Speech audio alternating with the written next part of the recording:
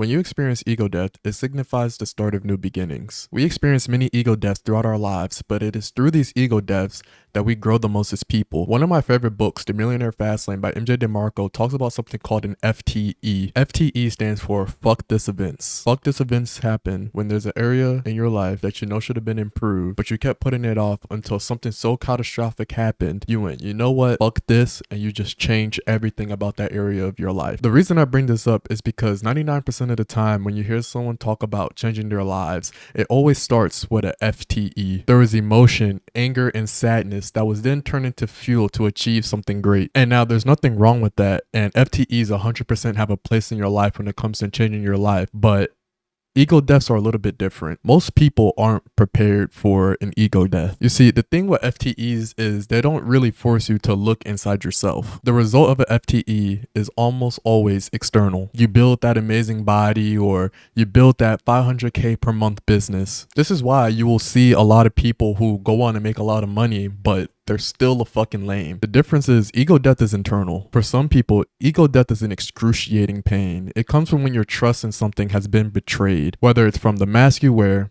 the perception of an idea, or someone else, ego death, whether it's intentional or not, feels like you're going into the underworld of your soul. You start to connect the dots to your triggers. You start to look at yourself from a non-egotistical lens. We all have insecurities. Now, what if I told you the conscious insecurities that you stress over every single day are nothing compared to the unconscious insecurities that are brought up because of ego death? This is why ego death is so scary for some people and they choose to never face it. I mean, think about it. I just talked about conscious insecurities. What do you do every time a conscious insecurity comes up? You tell yourself the opposite. Say you think to yourself, oh wow, I'm ugly. You'll sit there and you tell yourself, wait, no, I actually look good today. Now, that's not a wrong technique or a wrong mindset to have, but that correction comes from ego. You allow yourself to hide behind your ego because it keeps you from spiraling on your insecurity. But when you experience ego death, that doesn't exist. Your ego does not exist in that very moment. So there's nothing to hide behind when these insecurities pop up. This forces you to face the deepest parts of yourself without